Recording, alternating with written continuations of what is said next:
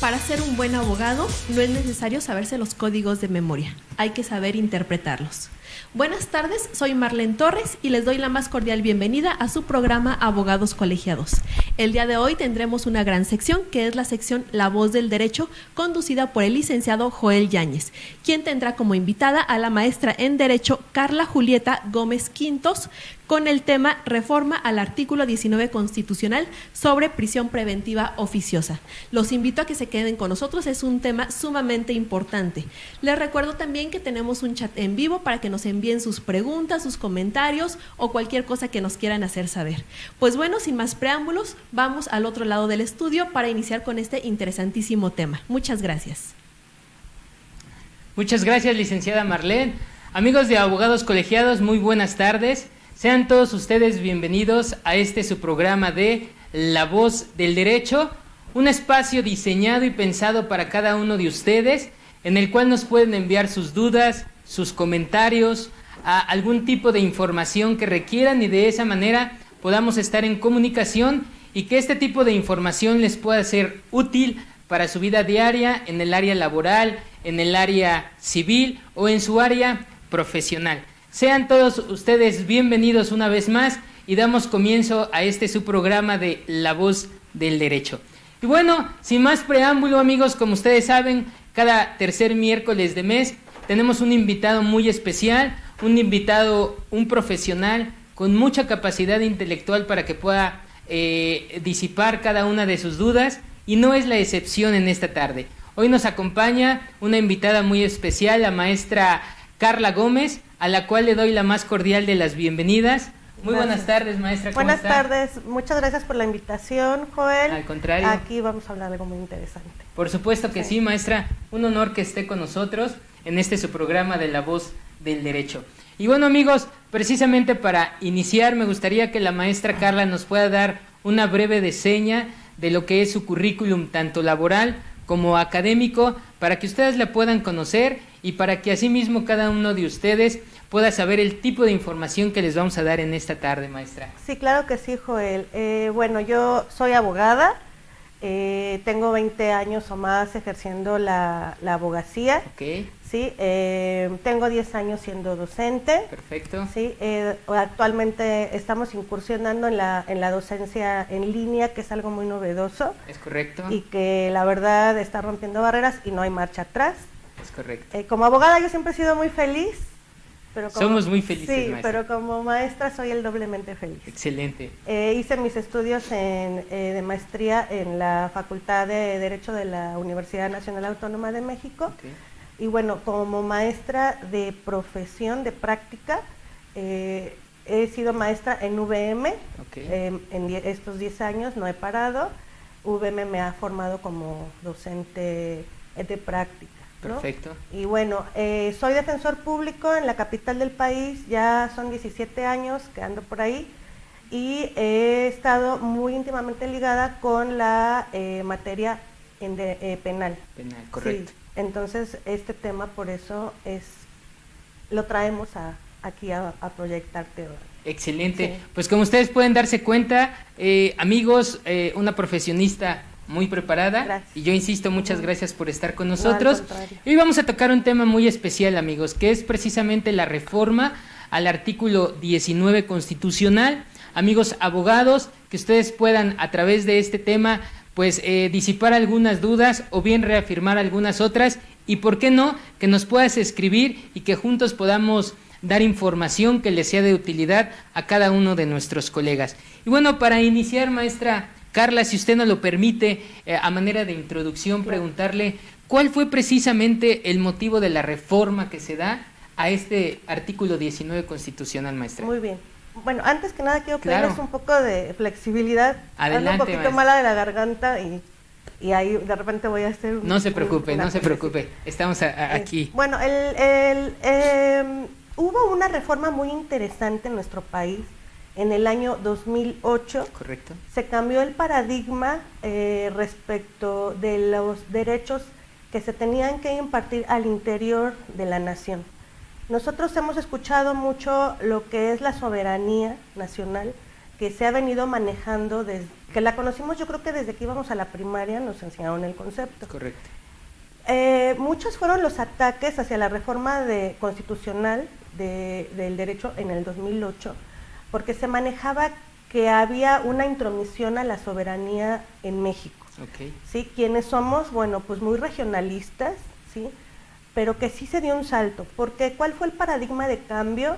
Que se abrió el derecho a un derecho global, a un derecho internacional. Okay. ¿Sí? Ahora no solamente la Constitución está en la pirámide como norma suprema, sino también tenemos los derechos internacionales.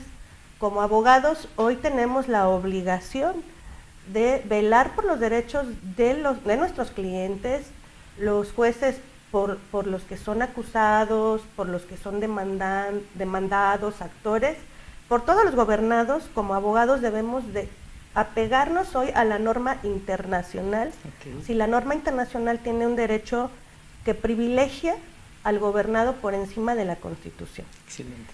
Ok, con ello se abrió la pauta para la creación de el nuevo sistema de justicia penal en México y los juicios orales, que hoy son también tan sonados y que tan rimbombantes y todo. Correcto.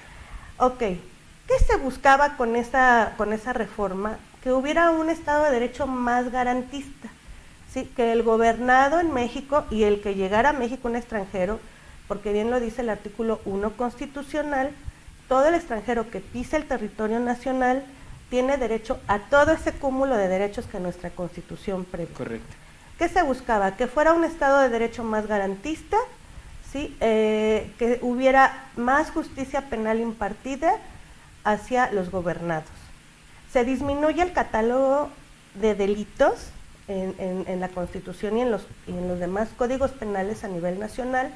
Se disminuye el catálogo de delitos que ameriten una prisión preventiva oficiosa. ¿Sí? ¿Qué se busca?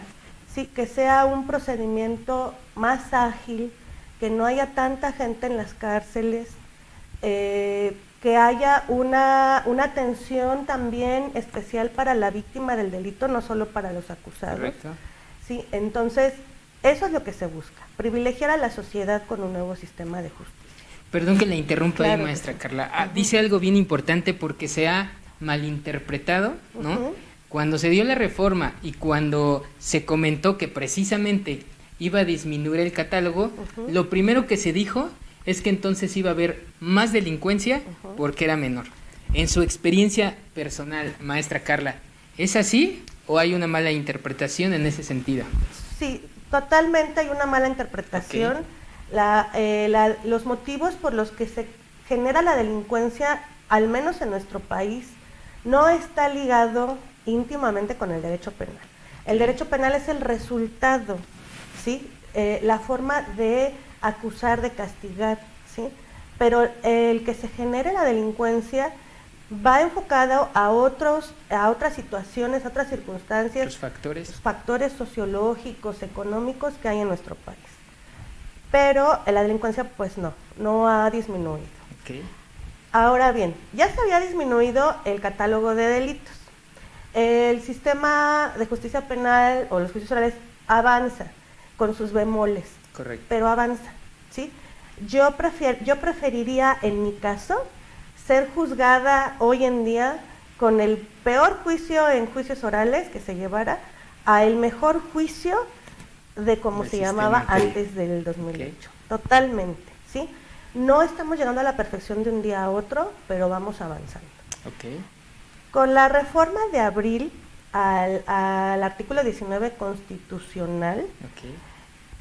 desde mi perspectiva, ¿sí? Y no solo mía, sino de un grupo de abogados profesionales que nos dedicamos al área penal, nosotros sentimos que se está dando marcha atrás a la reforma que beneficia al gobernado. ¿En qué sentido, maestra? ¿Por qué? Se había disminuido el catálogo de delitos. Ok. Ajá. Este catálogo de delitos lo encontramos en el artículo 19 constitucional. Ok. A partir de la reforma, que ya se reformó, no sonó tanto, no se oyó tanto en los medios, no fue tan sonora, muchos grupos no se opusieron tanto y debió de haber sido así. Se está incrementando el número de delitos, el catálogo de delitos por los que un gobernado puede ir a prisión preventiva oficiosa. Okay. ¿Sí? Cuando con el nuevo sistema y la reforma de derecho internacional del 2008 se buscaba que no fuéramos hacia atrás, sino que fuéramos hacia adelante. ¿Sí? Desde nuestro particular punto de vista, este nuevo aumento de delitos en este catálogo se está dando una contrarreforma, se está yendo hacia atrás a algo que pudo haber sido hacia adelante. Y en ese sentido, maestra Carla, ¿por qué podría ser? Es decir, yo le mencionaba hace unos momentos que anteriormente decíamos, bueno, se redujo el catálogo y entonces al parecer, pues los delitos van a ser mayores y menos castigados, ¿no? Y hoy en día decimos, el delito con esta reforma, el catálogo, perdón, está aumentando, ¿no? Y entonces, ¿por qué podría ser ese choque, maestra Carla? Bueno, la prisión preventiva oficiosa es aquella figura jurídica en derecho penal que a una persona, sin importar su perfil, correcto, sin importar cuáles fueron las circunstancias de la comisión del evento delictivo, se le puede sustraer de la sociedad y se le deposita en un reclusorio. Correcto. ¿Sí?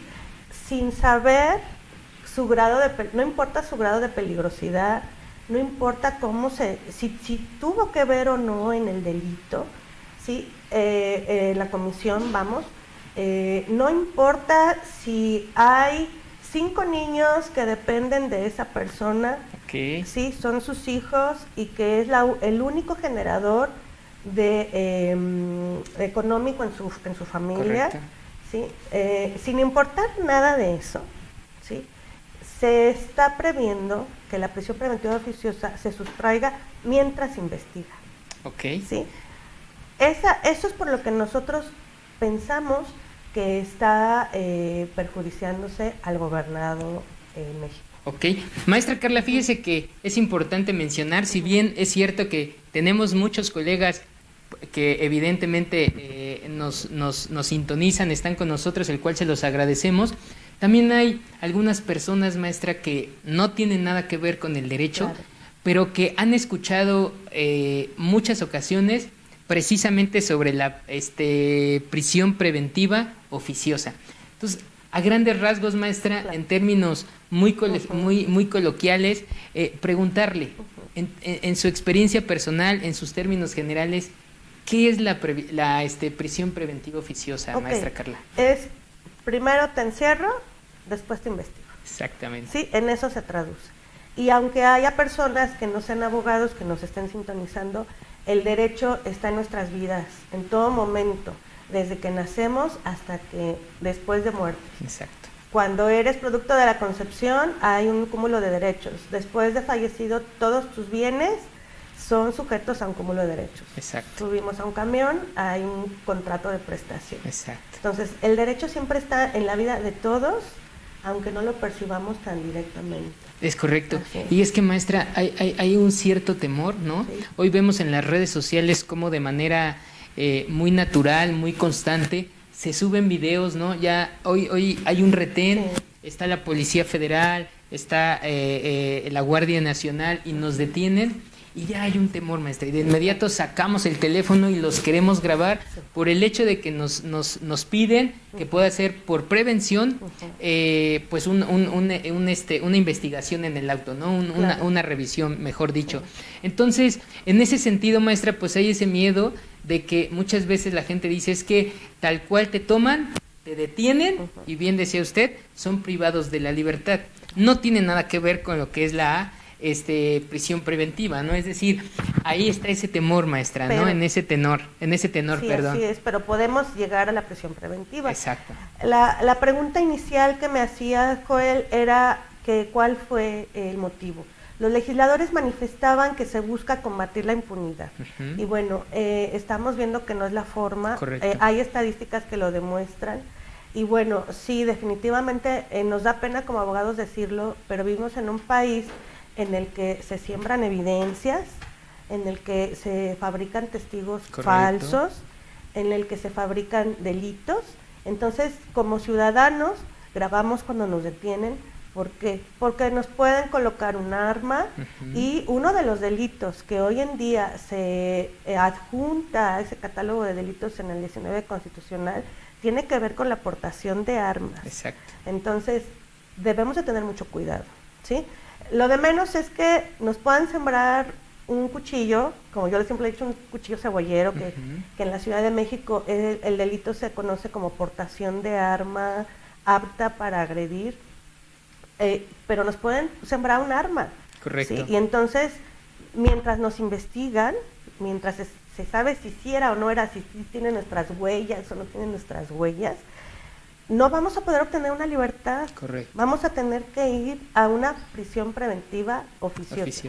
Oficiosa porque su nombre así lo dice, no se está dejando al órgano jurisdiccional, al juez, que es el que debería de valorar el perfil del imputado, del detenido, y darle una libertad. No se le está dando pauta, se cierra la puerta. Nadie puede decidir. ¿Por qué? Porque constitucionalmente ya está en el artículo 19. Correcto. ¿Sí? Se cierran las puertas. Te agarramos con un arma, no sabemos si tiene huellas o no, te vas al reclusorio. Es correcto. Porque así lo prevé el artículo 19 de Constitución. Y fíjese, maestra, no quiero salirme precisamente del tema, solamente darle un plus a nuestros amigos en este tenor. En su experiencia muy personal, maestra Carla, ¿qué consejo nos podría dar cuando hay un retén? Ya no nos podemos, de alguna manera, usted sabe que en ocasiones uno va circulando y bueno, a veces pasan, pero a veces nos toca que nos tengamos que detener. En su experiencia muy personal, maestra, ¿qué consejo le podría dar a nuestros amigos?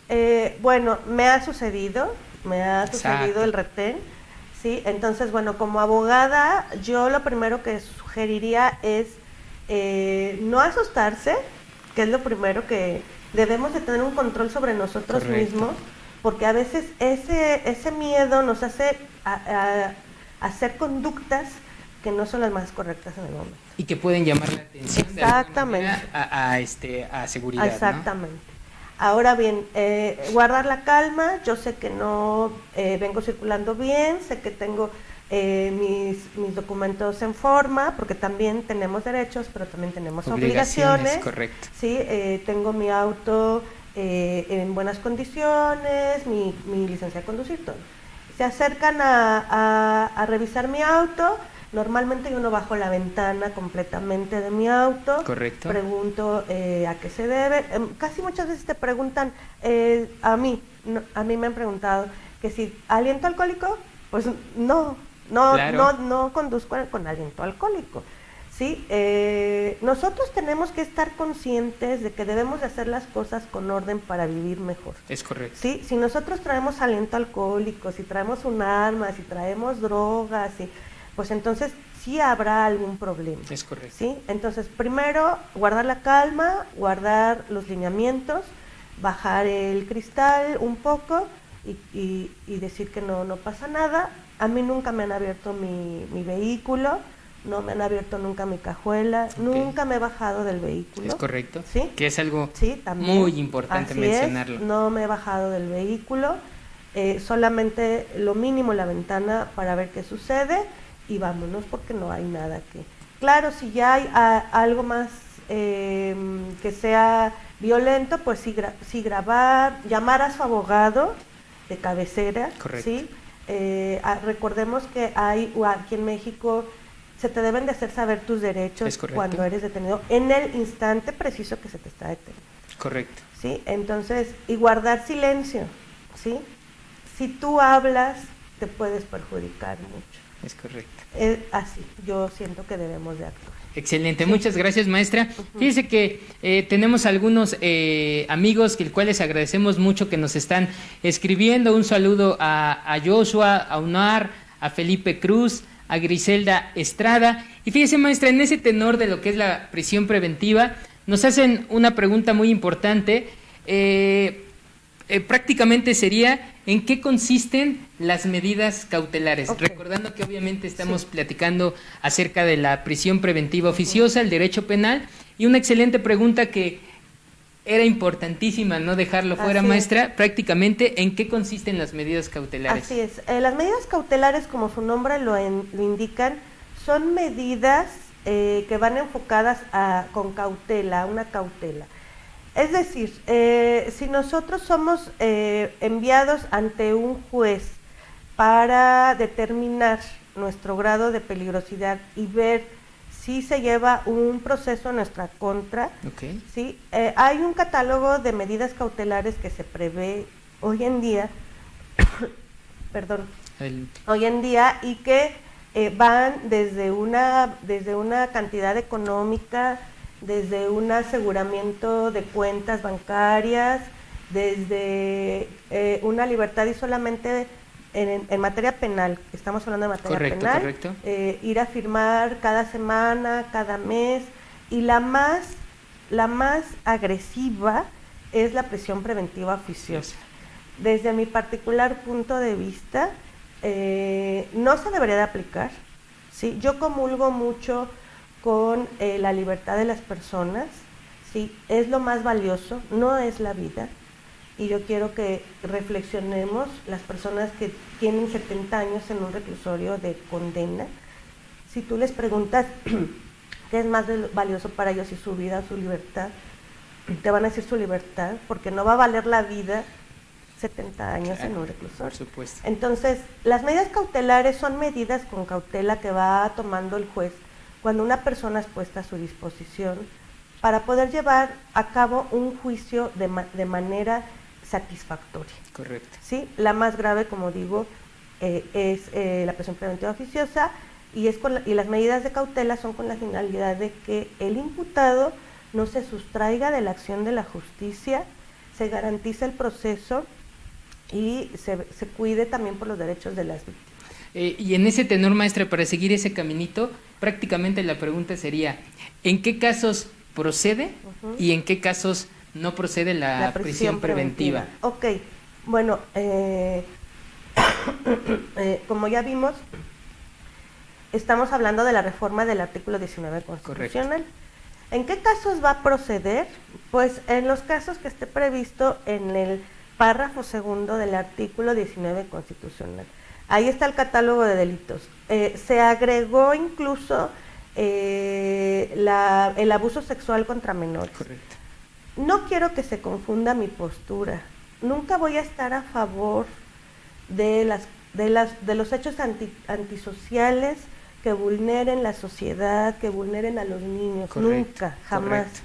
Voy a estar en contra de un Estado que a través de una figura jurídica tan delicada vaya a imponer no es un castigo, sino una represión al mismo ciudadano. Correcto. ¿Sí? ¿En qué caso se va a poner?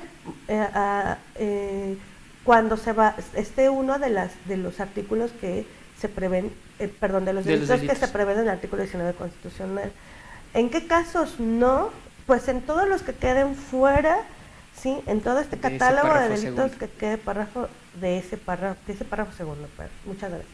Entonces, desde mi particular punto de vista, yo como abogado defensor digo, no, se puede dar una cantidad económica, una persona puede ir a firmar cada semana, cada quincena, cada mes.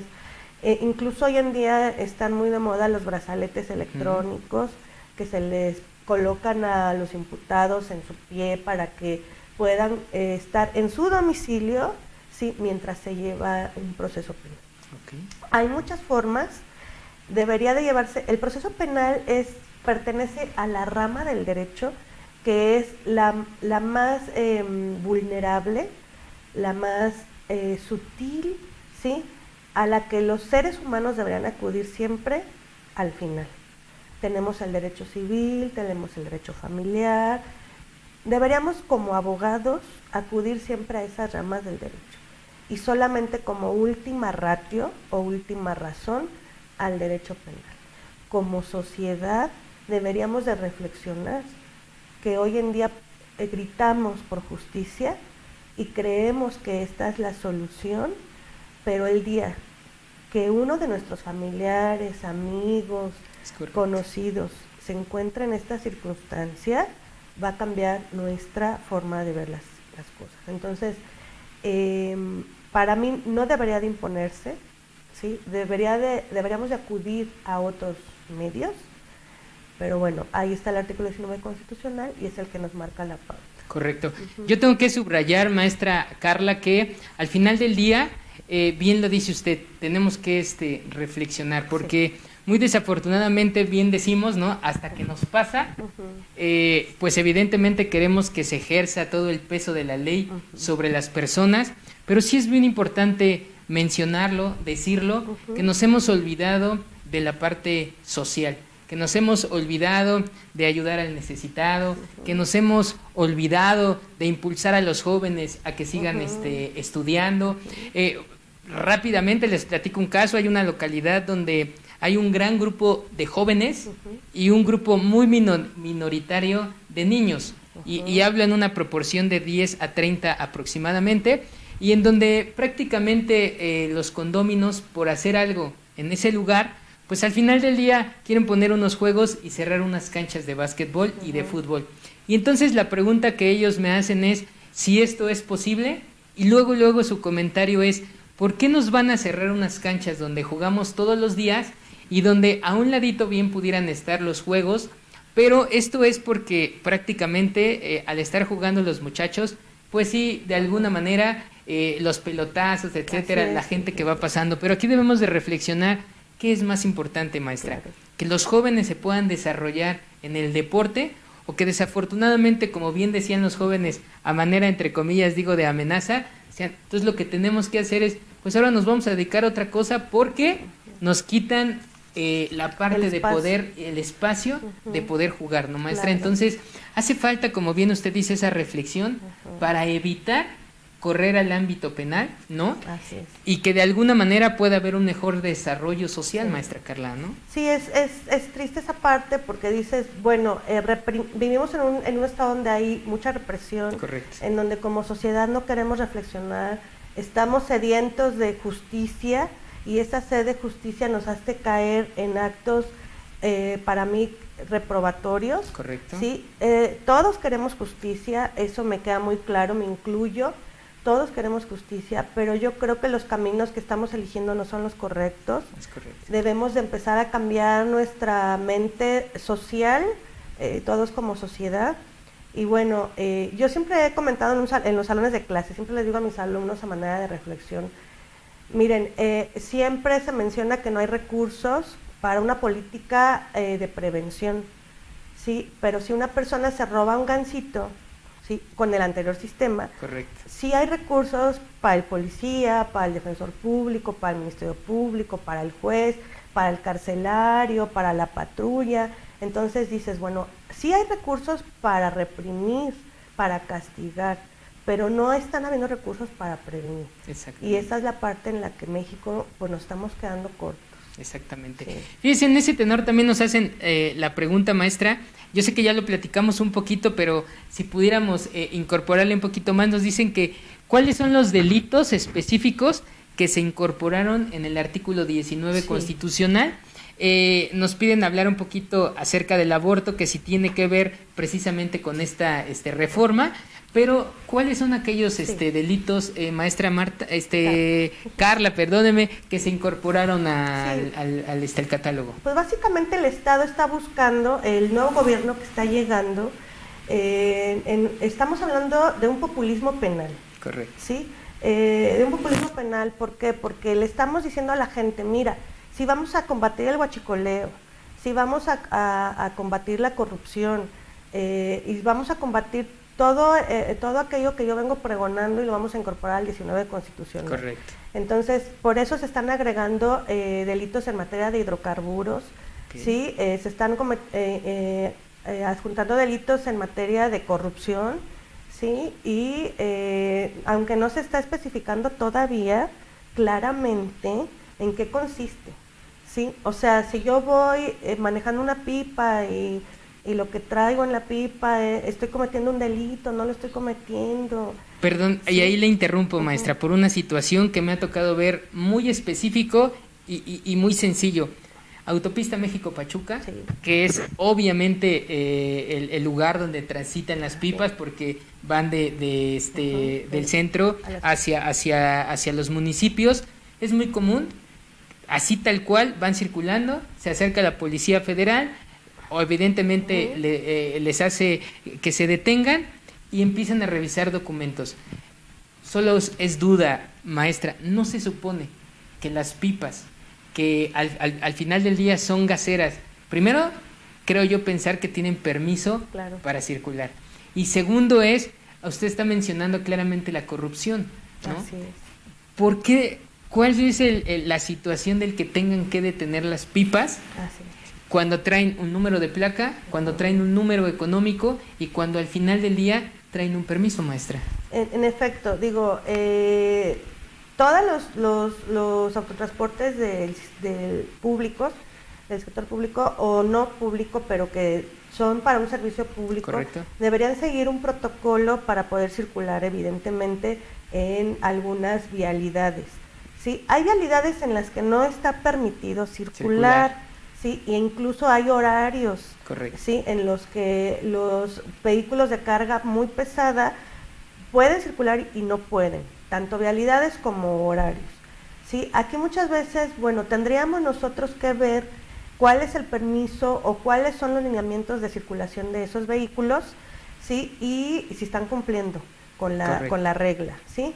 Si no lo están haciendo, porque hay choferes que a veces por hacer también el trabajo rápido dicen, pues me meto por el carril de alta, correcto, por las pistas, y es ahí donde los oficiales pues los detienen, ¿sí? Y entonces entramos en el tema de la corrupción. Correcto. ¿Sí? Que, ¿quién es corrupto? Bueno, tenía yo un maestro muy querido, que ya falleció, y que me decía, Carla, en México pareciera que vivimos que todos somos cuasi delincuentes, ¿no? Es triste también, es fuerte, pero el que se cuelga de la luz, el que compra piratería, el que le da un dinero al policía, ¿sí? Entonces, por eso yo refiero que para cambiar un estado debemos de cambiar como sociedad. Correcto. Primero, ¿sí? Debemos de reflexionar. Queremos tirar a gente corrupta que roba a manos llenas, pero no queremos hacer cambios de manera particular. Correcto. Y esa es la parte que nos falta como sociedad, ¿no? Entonces, bueno, se tendría que revisar ahí, licenciado, si las pipas tienen el permiso, no lo tienen el horario, etc.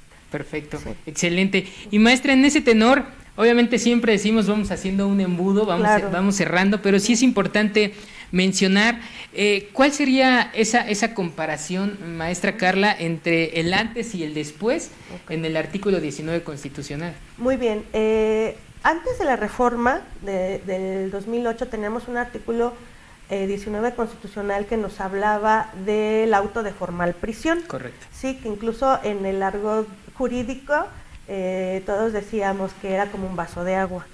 ¿Por qué? Porque el auto de formal prisión era como un vaso de agua, no se le negaba a nadie, ¿sí? Fíjate de qué forma ha sido el derecho penal en México. Si quien llegaba ante un juez acusado por un delito y el artículo 19 constitucional manejaba lo que se conocía el cuerpo del delito, sí, decía pues lo mismo, o sea, no sé, vamos a ver en el proceso si eres o no eres el responsable. Correcto. Pero mientras el auto de formal prisión yo te lo obsequio, porque incluso en los acuerdos de término constitucional o en el auto de formal prisión, los jueces así decían, es de obsequiarse y se obsequia, así literalmente se manejaba en la redacción. Sí, entonces tú dices, bueno, yo me quedaba pensando, yo le decía, yo no quiero un obsequio de esto. Claro, ¿sí? Por supuesto. Entonces, eso era antes de la reforma. Con la reforma del 2008, ¿sí?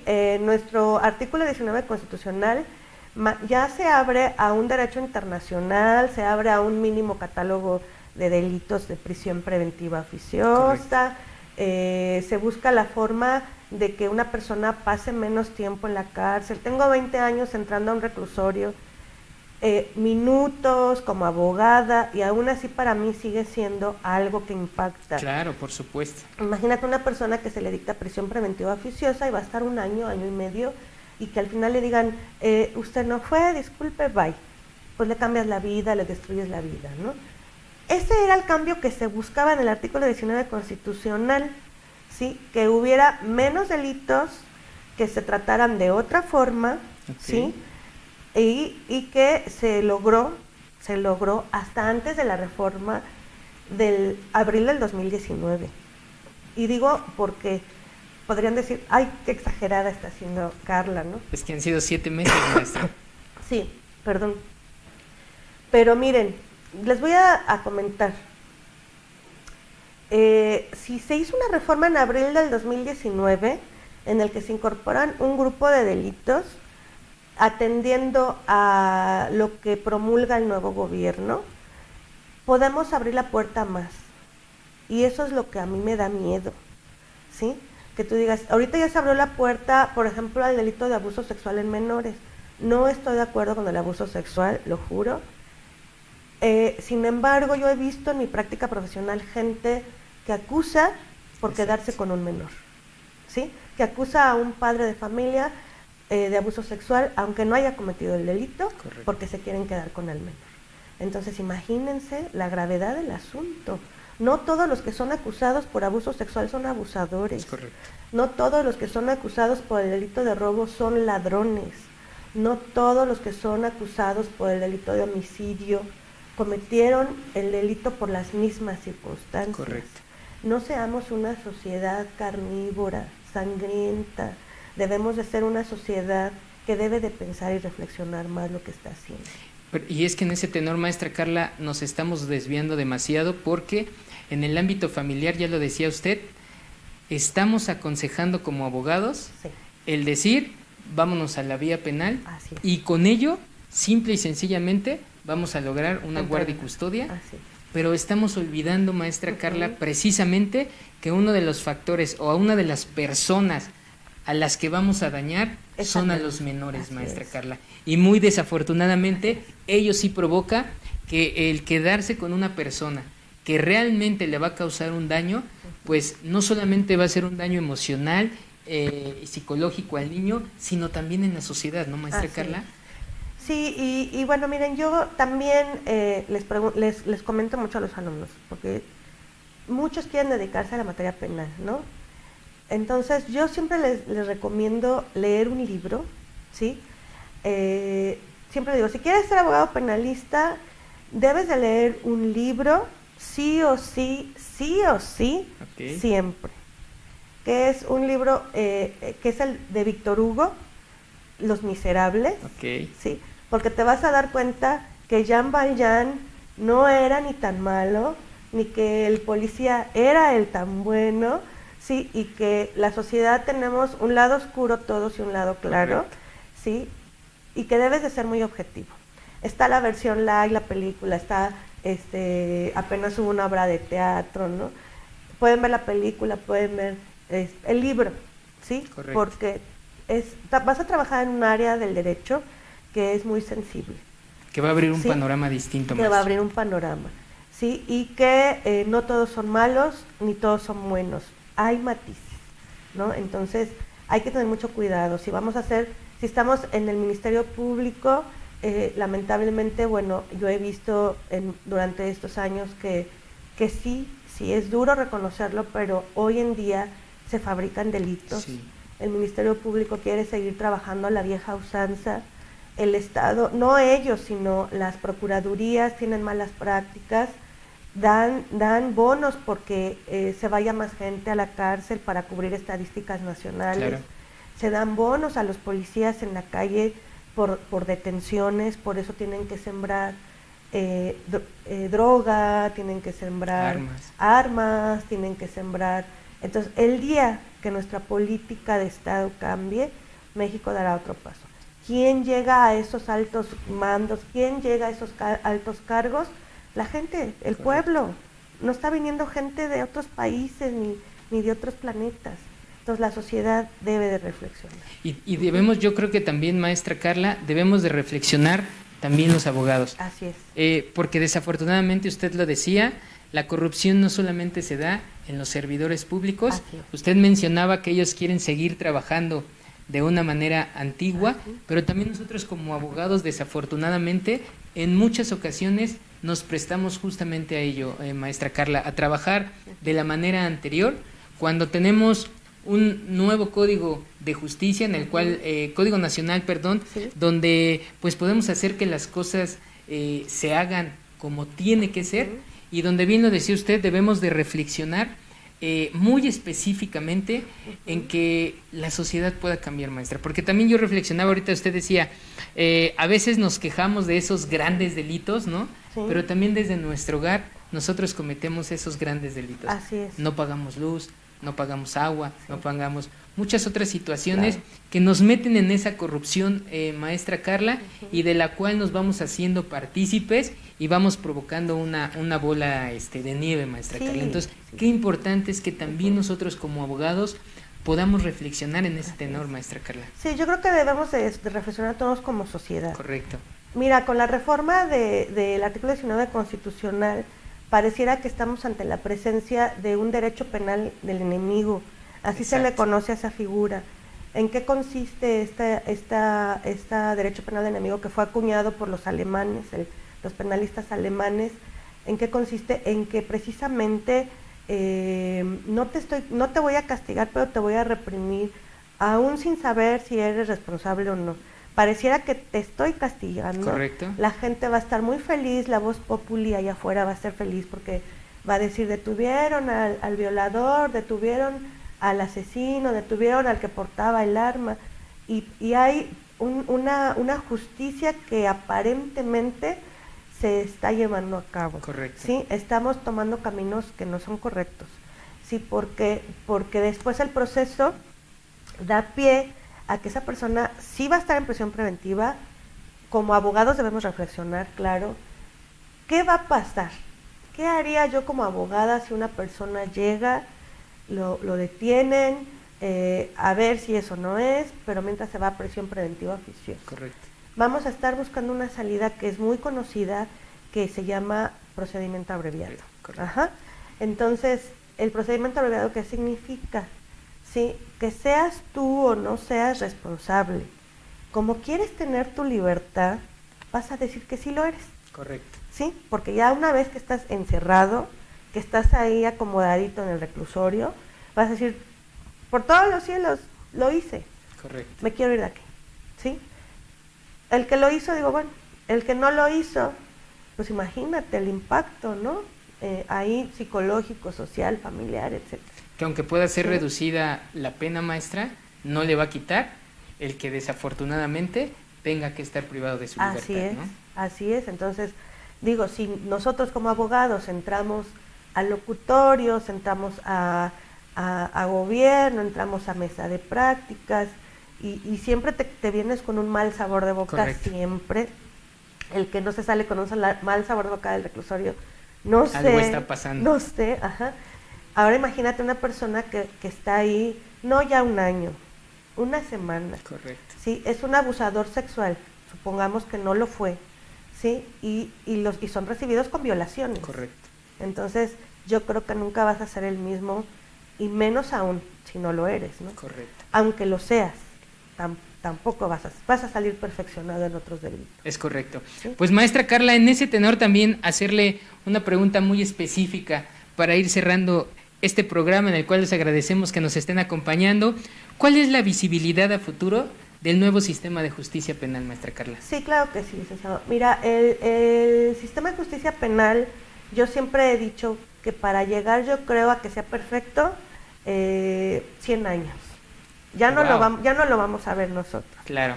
Sí, eso no quiere decir que tiremos la toalla. Sí, eso quiere decir que tenemos que poner mayor empeño. Es correcto. Sí, los abogados, como bien dices, abogado, tenemos la obligación de velar porque se lleve lo más apegado a lo que se pretende. Es correcto. Sí, los que me están escuchando que son estudiantes de Derecho, correcto, tienen una responsabilidad enorme en sus manos. Es correcto. Sí, porque nosotros nos vamos a morir y ellos van a ser los responsables de que suba otro escalón o 2 escalones o 3 escalones este sistema de justicia. Es correcto. Está funcionando, no como queremos, pero ahí va. Correcto. Entonces, no tirar la toalla. Exacto. Habló de los estudiantes y yo le pregunto, maestra, ¿la sociedad qué tiene que hacer cuando acude a un abogado? Porque pareciera que, pues no importa quién acuda, ¿no? En su experiencia muy personal, ¿qué tendría que hacer una persona que se encuentra inmiscuida en el ámbito penal por alguna situación? ¿Qué tendría que hacer, maestra?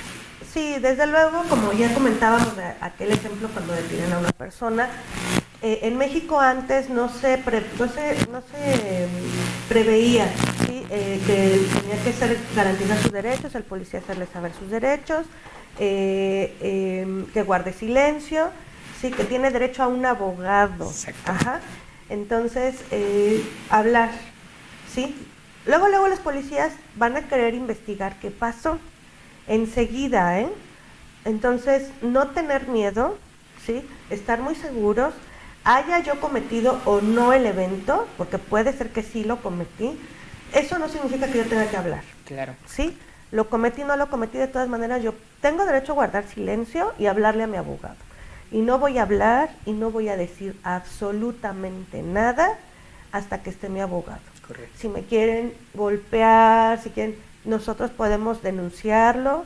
Si nos preguntan nuestro nombre, preguntar primero el nombre de la persona que nos está deteniendo. Correcto. Porque luego llegan al Ministerio Público, oye, ¿cuál era el abogado que te detuvo? El oficial, no lo sé. Sí, tranquilos y llamar enseguida a su familia, a su abogado. No tengo teléfono, no hablo hasta que llego al Ministerio Público. Es correcto.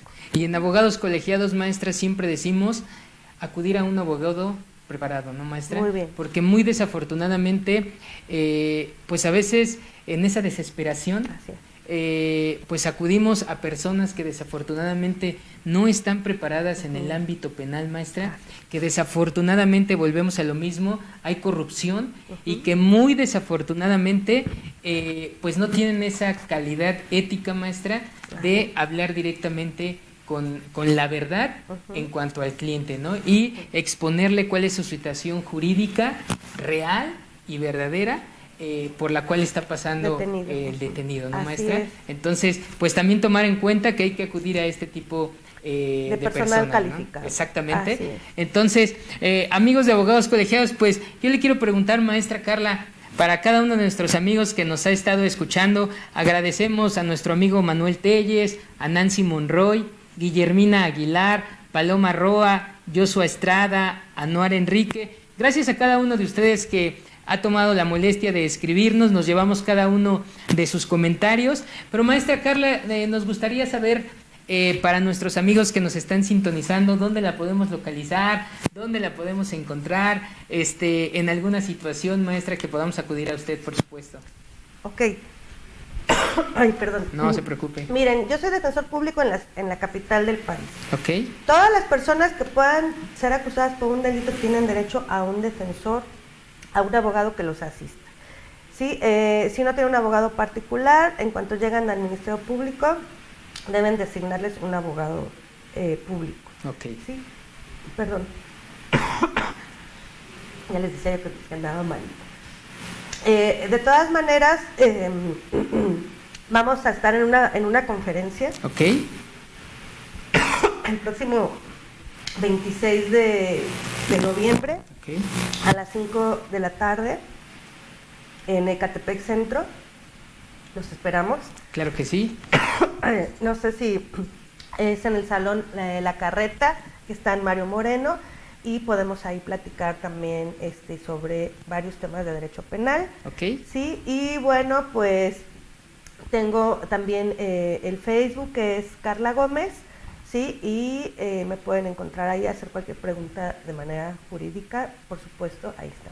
Perfecto. Pues muchas gracias, maestra Carla, por habernos acompañado en su programa de La Voz del Derecho. Muchas gracias, amigos, y hasta la próxima.